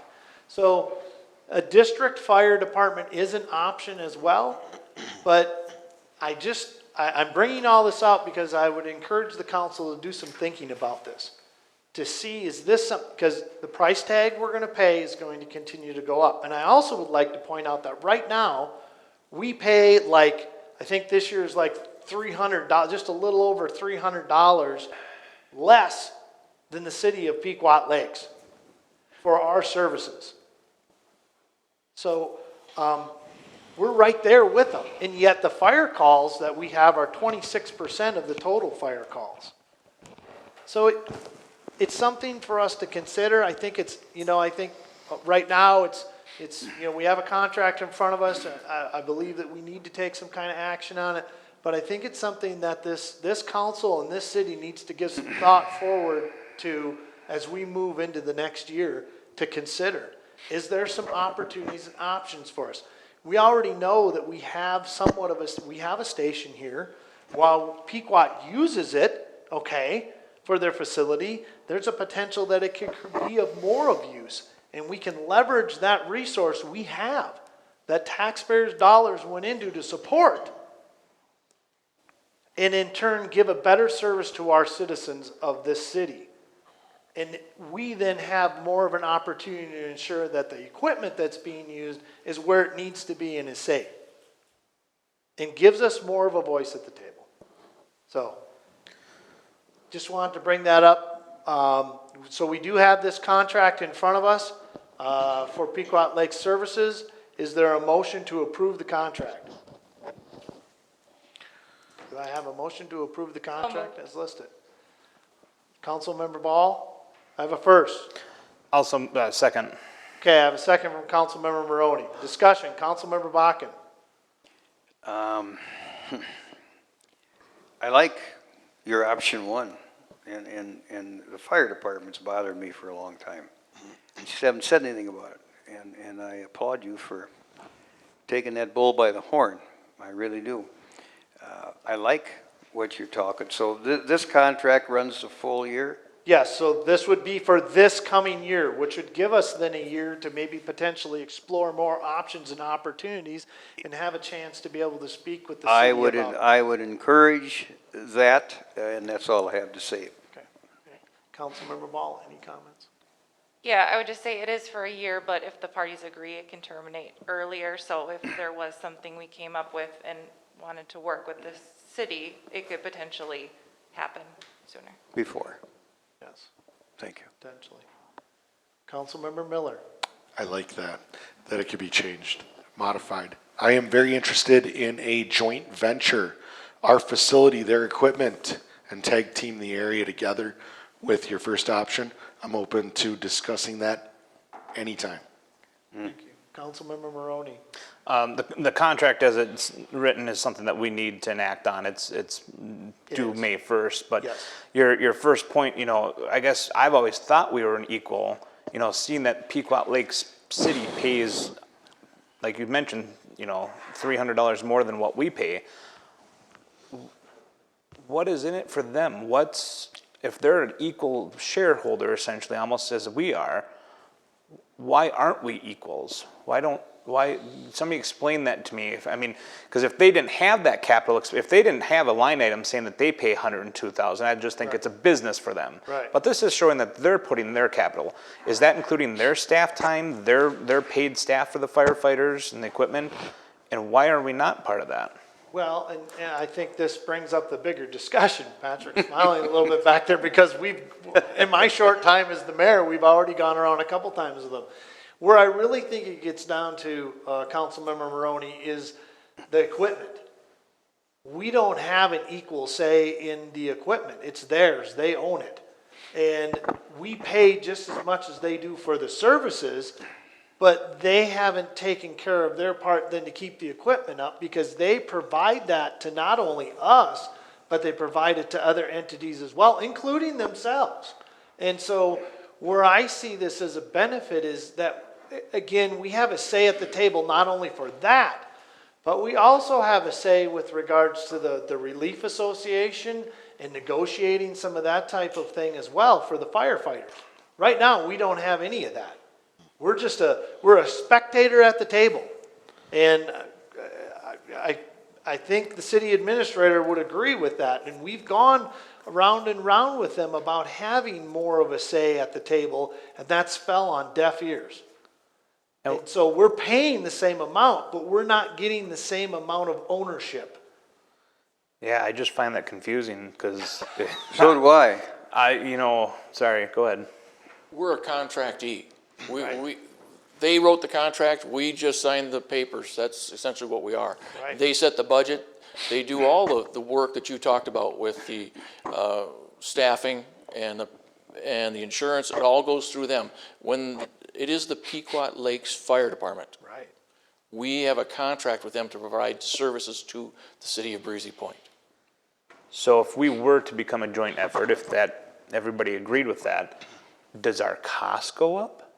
Is it staff time that's involved then at that point? What are we expensing if That we would do all become be that? part of what would have to be discussed as when a joint powers agreement would be entered into.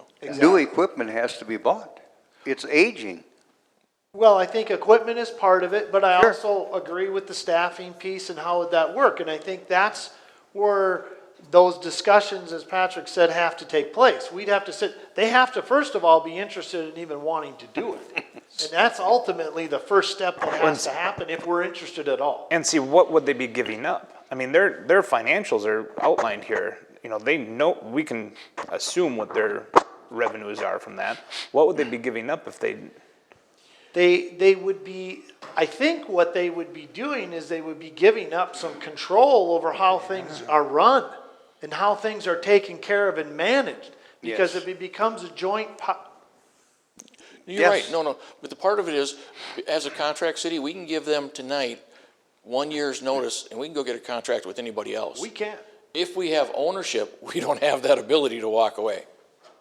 And so that is the other aspect of it. And that is a discussion too to consider, is go somewhere else. However, I will tell you, and I've asked these questions already, is that Pequot Lakes is the closest responder we have to the city of Breezy Point.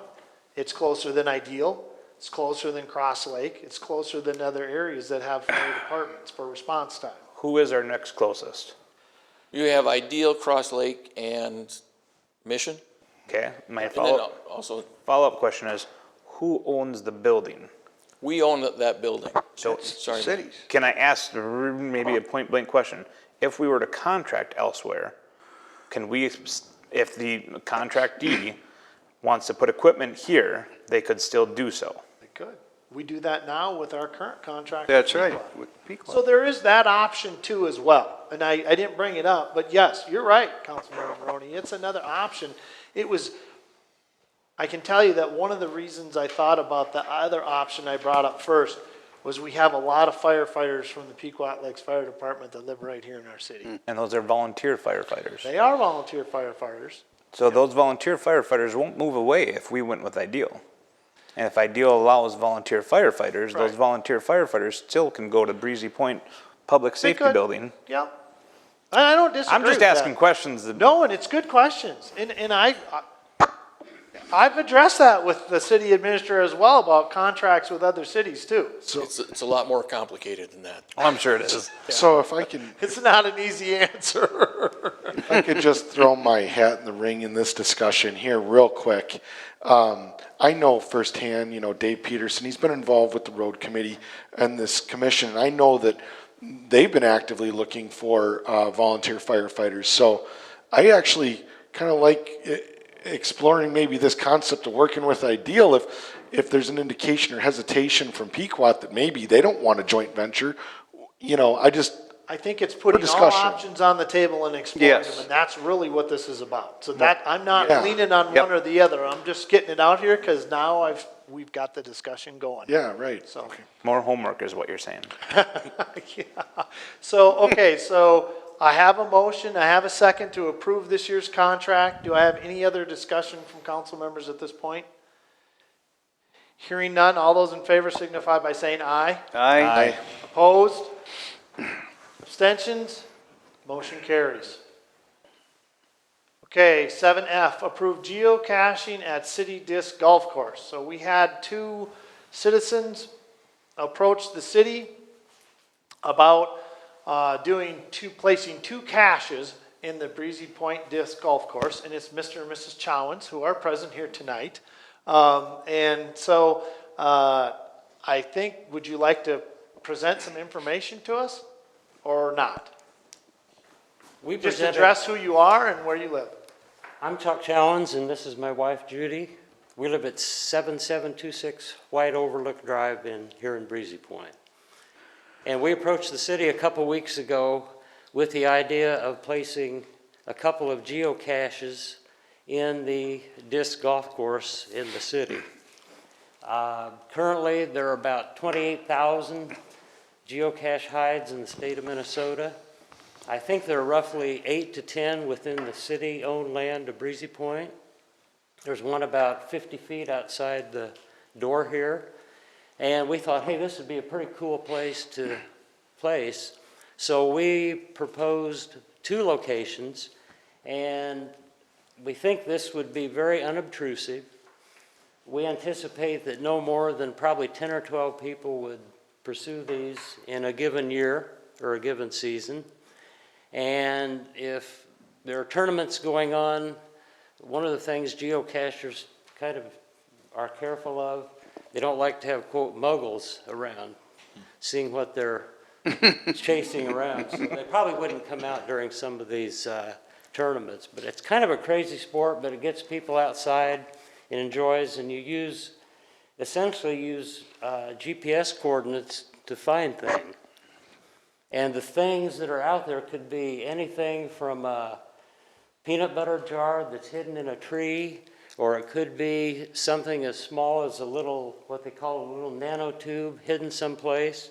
The ones we're proposing would look like this, just a camouflage pill bottle. And in the proposal, I think there's a photo included. Yes. We would place one of these under the ledge of a rock, because you go up the hill on the 10th hole.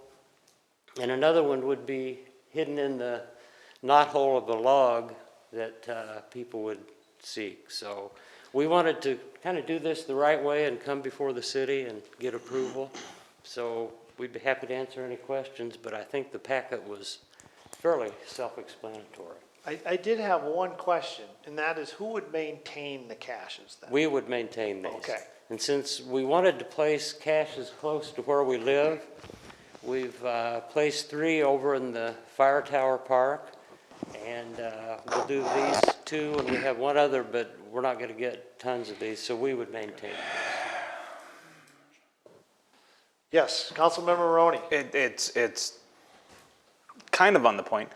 Do you do disc golf? Like, how did the disc golf course come to an idea that you wanted to place it there? Do you walk that as a trail? Do you disc golf? No, we don't really disc golf, but we thought this would be a neat location because people are outdoors and they walk just for the exercise. And we thought the geocaching world has limits on how many geocaches there can be and how close together they can be. And there are currently none in that vicinity, so we thought that'd be a pretty cool place for placements. That's awesome, and I applaud it. I think it's a great idea. I know some people who partake in this. I don't.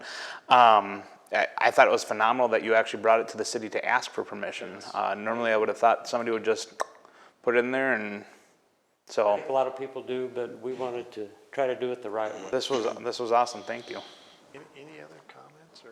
I'm excited if it gets people outside moving around and doing things, so yeah. Yeah, no, I think it's great.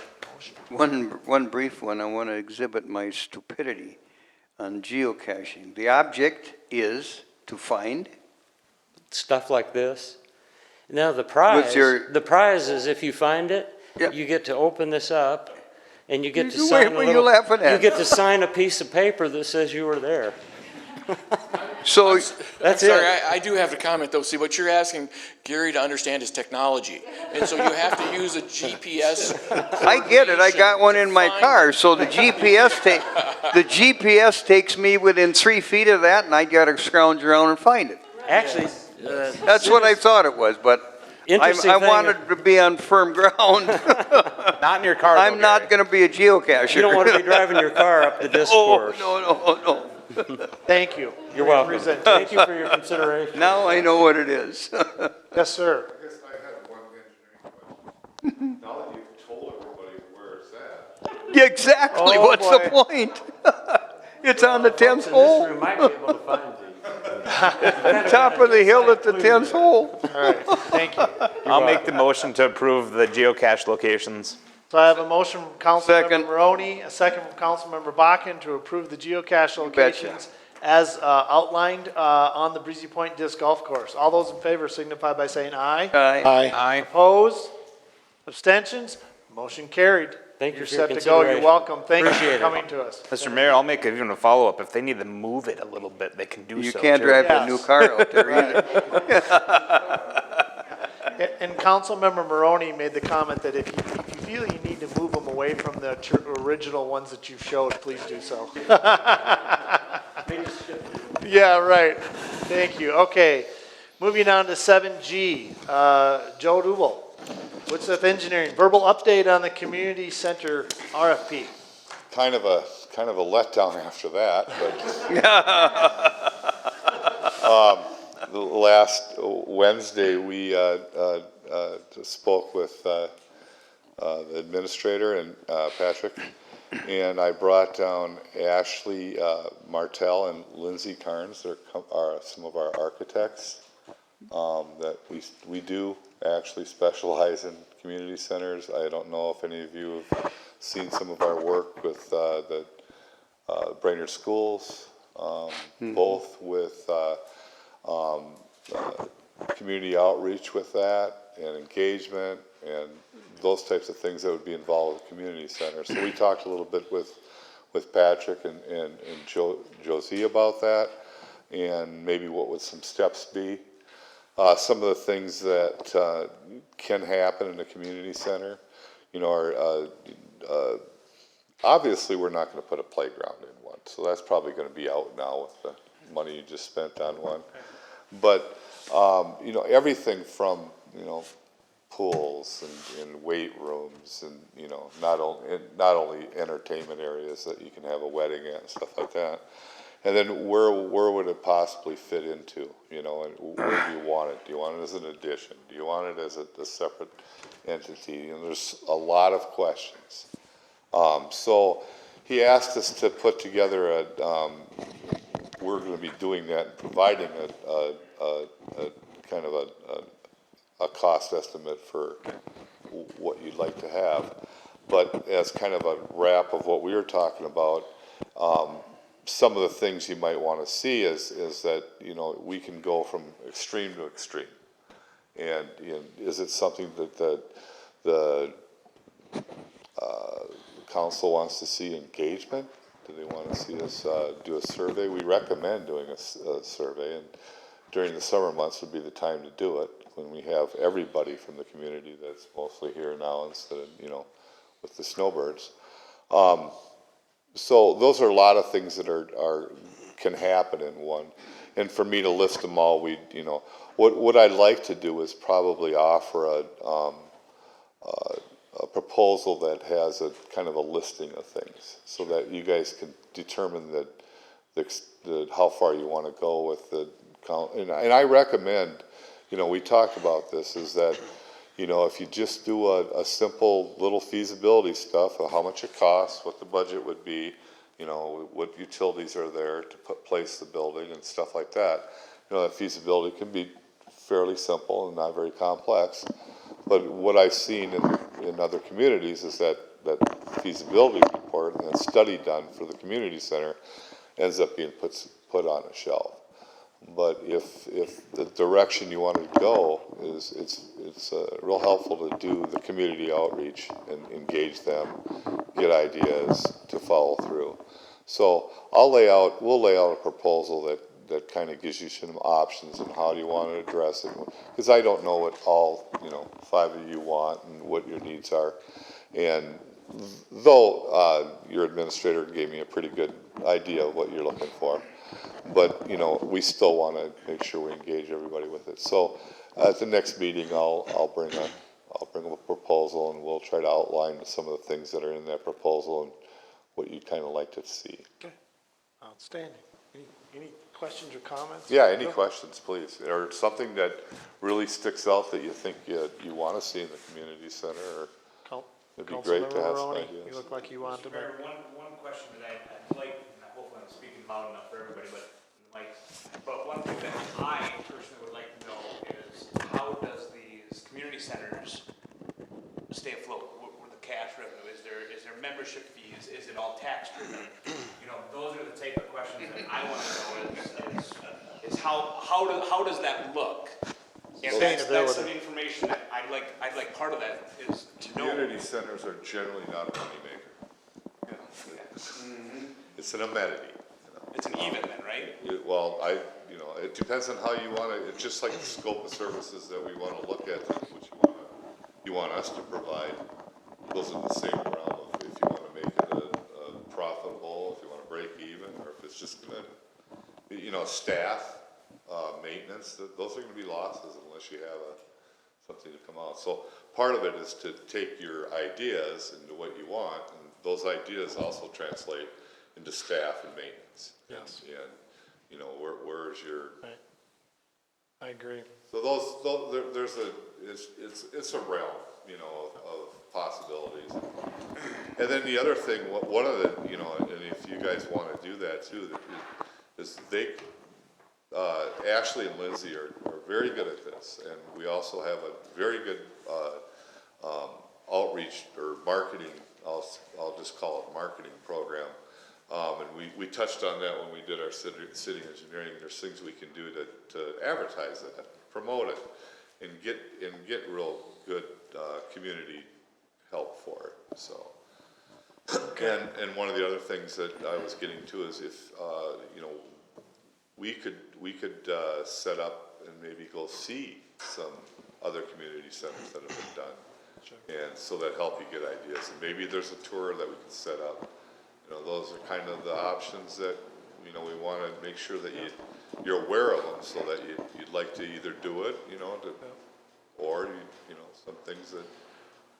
Well, I think Joe put that proposal together like you talked about. I like the idea of a checklist. I think that gives us an opportunity to kind of go down and pick what we would like to have on there to be a part of it. And that gives the council then all equal involvement to say, hey, Councilmember Maroney spoke to one, and other council members could have some other ones that they see on there. And if we didn't see it on the list, we could say, is this a potential to have on the list? And so I think that's a good start, and I appreciate the verbal update. Yeah, I think it'd be nice to have like a list of all the possibilities, because I know I can't just come up with them off the top of my head, like what could you possibly have in a community center? So I just know like the 4 or 5 I've been around. Yes. Check. One brief comment, Mr. Mayor. It's good to see this going forward. This has been on the last 2 comprehensive plans. That's 10 years. And back off one more. It's been high on the priority on the comp plan. So it's good to see us go forward. And I've got a question about getting the community involved in that. How do you intend to do that? Emails you send out, you have the city send out a, for example, flyer to all the residents in the city? That'll be part of their proposal that they'll present to us. That's what I wanted. They will, So. yeah. So they'll cover all that as well. That'll be on that checklist. That's all I need to know. Okay, great. Great. One thing you touched on too is, that the ideas for the what do you want to see in your community center? That the part of our proposal would be to draw that out with people and get that information. Yes. I like what I'm hearing. It might be too, and I know you guys love this, is to maybe another committee, you know? But, you know, that does happen. I really like what I'm hearing. Finally getting going. But, you know, I just, those are things that are, you know, ideas you're not gonna like, ideas you are gonna like. Sure. Are, you know, and Right. that needs to be not just us telling you what it is. Yeah. Excellent. That No, would we're be a looking committee forward to that seeing you'd it. like. Well, I appreciate it. Yeah, If absolutely. I may, Joe, I would like to see pickleball courts. You And know what, now, we just did, in, the park in Brainerd was done, a big remodeling type thing and stuff. You would be surprised, pickleball is way, way up there, because, you know, you can, and with ice rinks, you know, have some up there, but they changed them back. I've seen the success that Cross Lake has had, and I think with the Breezy Point community and some strong support from surrounding areas, that those leagues would do very well to bring in some revenues, hopefully to offset or break even. I don't know, but I'm open to any concepts that you put in front of us. Well, quick comment, Mr. Mayor, on the pickleball. Let the cat out of the bag here a little bit. I've taken it upon my, see, we grinning over there, taken it upon myself with the administrators, and I would hope you're, just to ask, we put, the Parks and Rec put this off till next year. And I asked Joe Zerden about 2 weeks ago if he would put together some rough figures Yes. on the pickleball, and he's got them, I haven't seen them, but I would be in hopes with the pressure we're getting on this, that if it's not very expensive, just the figures he shot at me, I would hope to see that get done this year. That's just my. Well, we might have to make some more decisions about what gets priority then. Well, Because we only have so many I dollars get to it. spend. I get it. So something else might have to bite the bullet if we're gonna go down the pickleball lane. So I'm just letting you know. No, anyway, Thanks for listening. yes, We did, Woodset did work on the pickleballs in Cross Lake that you're talking about. excellent. There's some very definite, stats and rules that you have to go by to make those. There's- Just throw down a net, call it pickleball. But yeah, that's very interesting. Thank Joe. I appreciate the presentation. We look forward to getting the proposal on the next meeting, definitely. you. Yep, you're welcome. All right, so that brings us to item 8, which is adjourn. Oh, Do I have a motion to adjourn? Mr. Mayor, may I really quickly, and I mean quick, I want to welcome a new resident to the city of Breezy Point and my new neighbor in the Delwood Acres area who happened to join us tonight, Mr. Wilcox, sitting out here. So welcome to Breezy Point. Thank you. Thank you, All sir. right, thank you. Looking forward to it. Excellent. All right, good. Glad to have you here. All right, do I have a motion to adjourn? So moved. I have a motion from Councilmember Miller. Do I have a second? Councilmember Ball, I have the second. All those in favor signify by saying aye. Aye. Motion is adjourned. Thank you, everyone.